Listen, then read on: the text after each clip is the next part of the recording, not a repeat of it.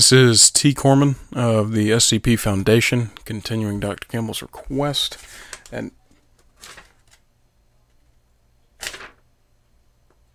this is the last file you have in here, Dr. Campbell. I mean, I haven't gotten any more, but yep, that's it. All right, SCP-106, also known as the Old Man. Object Class Keter.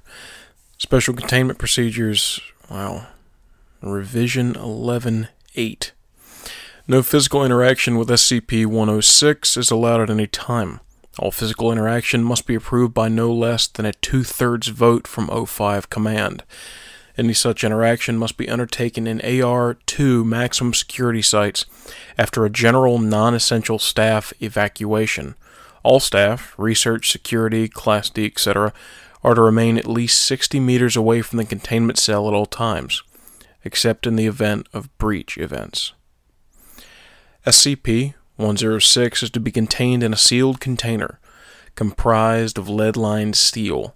The container will be sealed within 40 layers of identical material, each layer separated by no less than 36 centimeters of empty space. Support struts between layers are to be randomly spaced. Container is to remain suspended no less than 60 centimeters from any surface by ELO-IID electromagnetic supports. Secondary containment area is to be comprised of 16 spherical cells, each filled with various fluids and a random assembly of surfaces and supports. Secondary containment is to be fitted with light systems capable of flooding the entire assembly with no less than 80,000 lumens of light instantly with no direct human involvement. Both containment areas are to remain under 24-hour surveillance. Any corrosion observed on any containment cell surfaces, staff members, or other site locations within 200 meters of SCP-106 are to be reported to site security immediately. Any objects or personnel lost to SCP-106 are to be deemed missing or KIA. No recovery attempts are to be made under any circumstances. Note: continued research and observation have shown that, when faced with highly complex or random assemblies of structures, SCP-106 can be confused, showing a marked delay on entry and exit from said structure.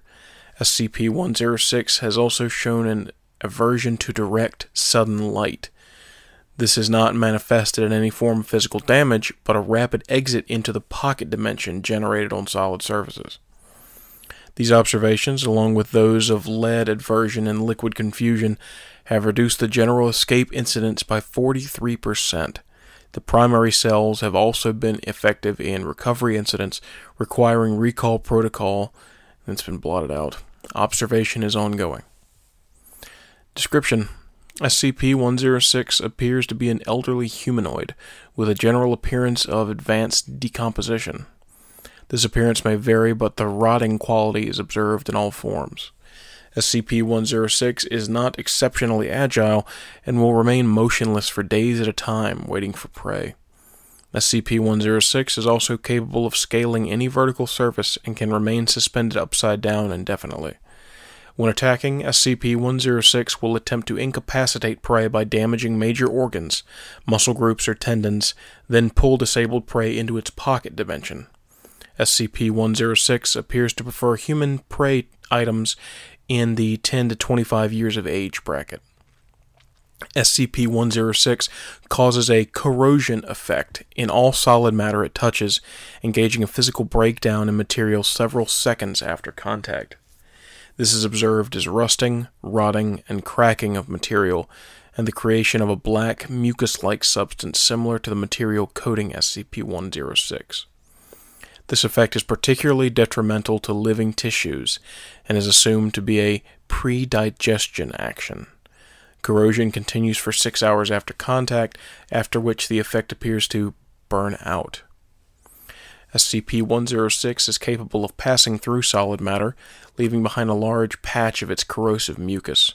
SCP-106 is able to vanish inside solid matter, entering what is assumed to be a form of pocket dimension. SCP-106 is then able to exit this dimension from any point connected to the initial entry point. Examples: entering the inner wall of a room and exiting the outer wall, entering a wall and exiting from the ceiling. It is unknown if this is the point of origin for SCP-106, or a simple layer created by SCP-106. Limited observation of this pocket dimension has shown it to be comprised mostly of halls and rooms with data expunged entry. This activity can continue for days, with some subjected being released for the express of hunting, recapture, data expunged. Let's see, addendum. SCP review notes.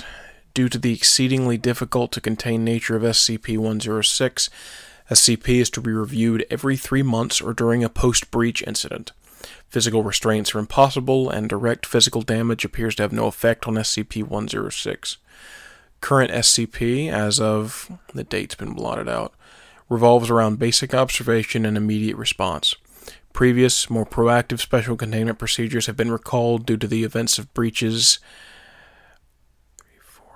5 separate numbers are all blotted out. 5 different breaches. Notes on behavior. SCP-106 appears to go through long periods of dormancy, in which it will remain completely motionless for up to 3 months.